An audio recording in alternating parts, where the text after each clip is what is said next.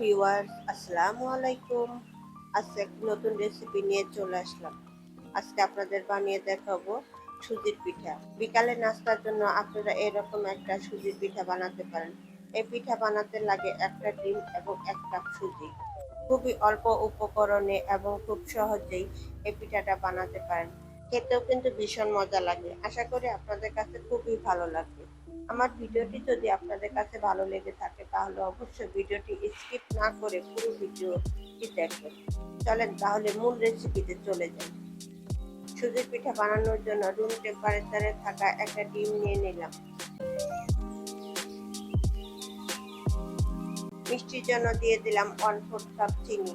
এখন আমি হ্যান্ড টুলসের সাহায্যে আমি ডিম আর চিনি ভালোভাবে ফেটিয়ে নিব, যাতে করে চিনি ভালোভাবে গলে যায়, কোনো দানা দানা ভাব না থাকে।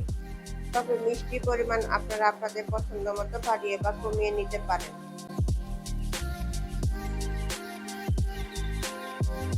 ডিমের সাথে আমি চিনিটা ভালোভাবে মিশিয়ে নিয়েছি। চিনির কোনো দানা দানা ভাব নেই, পুরোপুরি চিনি গলে গিয়েছে। এখন আমি দিয়ে দিলাম 1 কাপ সুজি,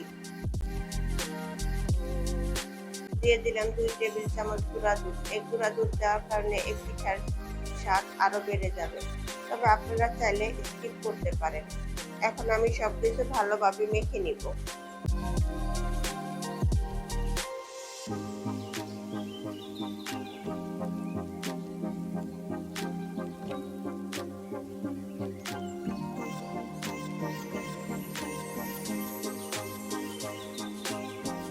সুজির এই ডোটা কিন্তু মাখার পর রেখে রাখা দরকার নেই, সাথে সাথে পিঠাটা বানিয়ে নিতে হবে।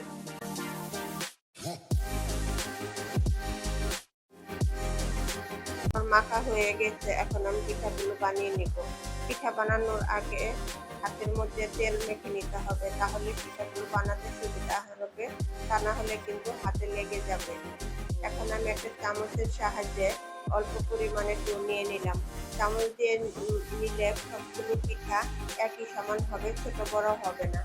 এখন আমি আরেকটি চামচ দিয়ে পিঠার উপরে ডিজাইন করে নিচ্ছি, যাতে করে পিঠাগুলো দেখতে সুন্দর লাগে। তবে আপনারা আপনাদের পছন্দ মতো যে কোনো শেপের পিঠাটা বানিয়ে নিতে পারেন। দেখেন আমার একটা পিঠা বানানো হয়ে গিয়েছে, আমি আপনাদের আরেকটি পিঠা বানিয়ে দেখিয়ে দিচ্ছি।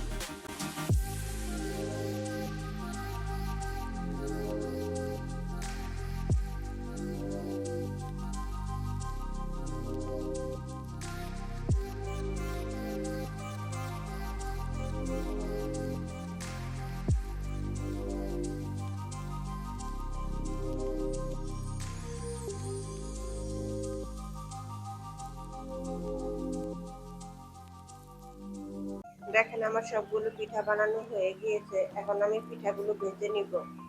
পিঠাগুলো ভেজে নেওয়ার জন্য চুলায় একটি প্যান বসে পরিমাণ মতো তেল দিয়ে গরম করে নিয়েছি। এখন আমি পিঠাগুলো দিয়ে দিব।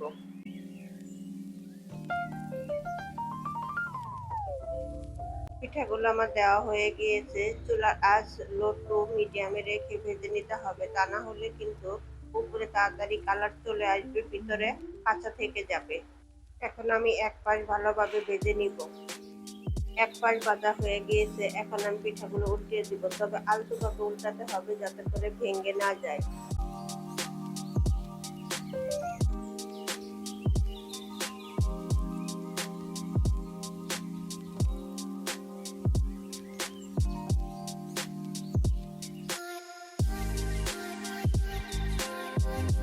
পিঠাগুলো ভাজা হয়ে গিয়েছে, দুই পাশে আমি ওগুলো খরচ করে ভালোভাবে ভেজে নিয়েছি। এখন আমি তেল ছড়িয়ে ভালোভাবে পিঠাগুলো তুলে নেব।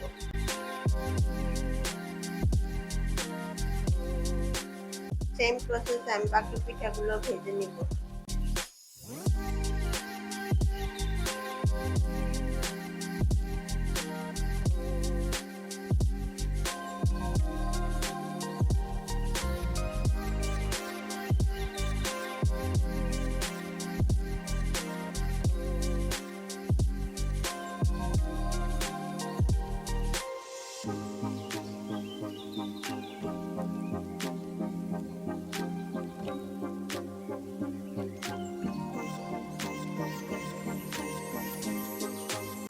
সবগুলো পিঠা ভাজা হয়ে গিয়েছে। দেখেন দেখতে কতটা লোভনীয় লাগছে, খেতে কিন্তু দুর্দান্ত হয়েছিল। এভাবে পিঠা বানিয়ে আপনি যাকে খাওয়াবেন সে কিন্তু আপনার পিঠার প্রশংসা করবে এবং বারবার আপনাকে বানিয়ে দিতে বলবে। আমার রেসিপি ফলো করে আপনারা বাসায় একবার হলেও ট্রাই করতে পারেন। আশা করি আপনাদের কাছে খুবই ভালো লাগবে। আমার রেসিপিগুলো যদি আপনাদের কাছে ভালো লেগে থাকে তাহলে অবশ্যই আমার চ্যানেলটিকে সাবস্ক্রাইব করে দিবেন এবং পাশে থাকা বেল আইকনটিতে ক্লিক করবেন যাতে আমার সকল ভিডিও নোটিফিকেশন সবার আগে আপনার কাছে পৌঁছে।